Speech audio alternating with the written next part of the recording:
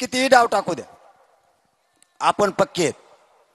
छगन भुजबळला कितीही ताकद लावू द्या, फक्त तुम्ही जे आज मायबापावर विराट रूप दाखवलं ना, उभा महाराष्ट्र येडा झालाय तुमच्या या विराट रूपामुळे. उभा महाराष्ट्र येडा झाला. काय शब्द बोलावेत, बोलायला जागा नाही.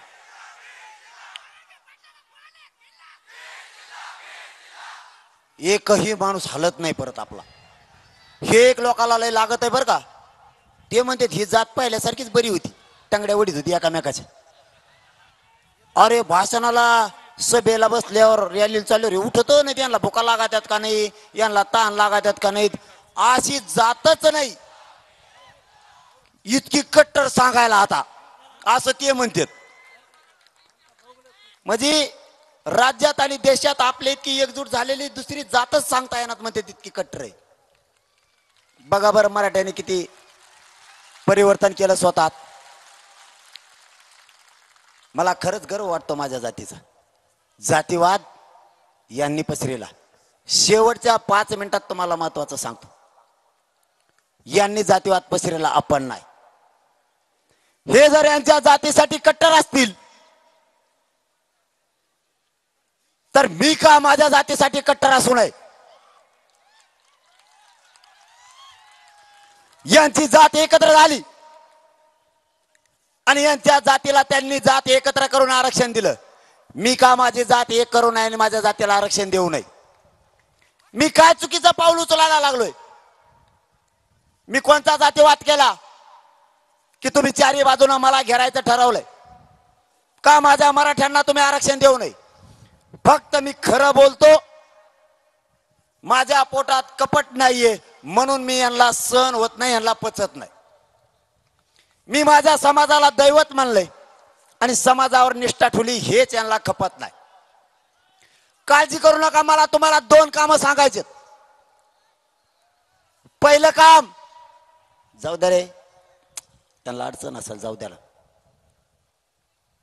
जिथं व्यवस्था असेल तिकडे जाऊ दे त्याला.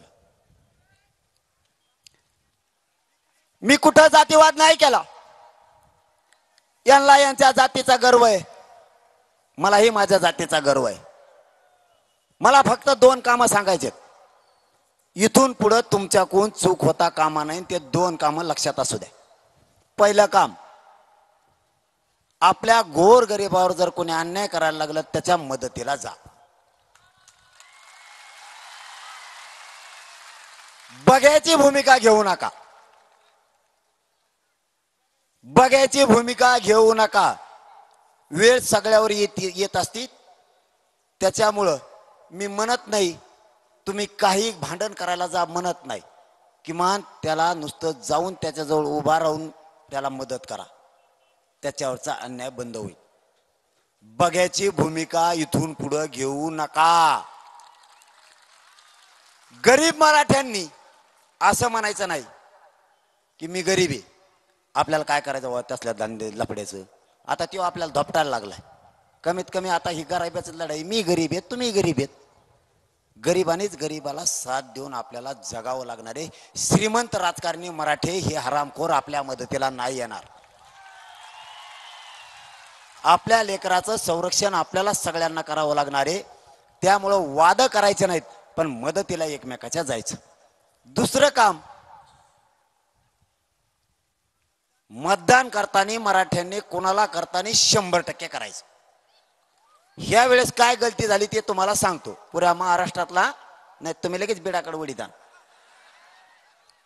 पुऱ्या महाराष्ट्राला सांगतो काय झालं यावेळेस. मी काय सांगितलं तुम्हाला, कोणाला पाडा कोणाला निवडून आणा. मग तुम्ही काय केलं. उदाहरणार्थ मी सांगितलं कोणाला पाडा कोणाला निवडून आणा. हुशार पट्टे आणि हुशार लोक जे होते का त्यांना कळलं, त्याने बरोबर कार्यक्रम सुरू केला. पण काही जणांनी काय केलं, ते म्हणले, पाटील काय म्हणले, कोणाला पाडा कोणाला निवडून आणा. मग ते थोडेच म्हणले याला पाडा त्याला निवडून आणा. आपलं 10,000 मतदान, प्रत्येक मतदारसंघातला 10,000 मतदान जिकडे जायला नको होतं तिकडे गेलं. एक आणि दुसरं आपलं 20,000 मतदान असं राज्यात व्हायला गेलं प्रत्येक मतदारसंघात. कारण मी सगळ्या मतदारसंघाचा आढावा घेतलाय. फक्त छगन भुजबळलाच मी अडाणी दिसतो. त्याला तो पड्यावर तो म्हणून हेले बेकार पोटतोय राव. 20,000 मतदान असं व्हायला गेलं. मी म्हणलं तुम्ही कोणाला पाडा कोणाला निवडून आणा. तर 20,000 मतदान म्हणजे काही मराठा समाजात लोक असं म्हणले जाऊन तिकडे दोन्ही पास नाहीत आम्हाला, मतदानालाच नाही गेले, घरीच राहिले. 30,000 मतदान गेलं व्हायला. 30,000ची लीड तोडायला पुढच्या तोंडाला नसता का इतका फेस आला.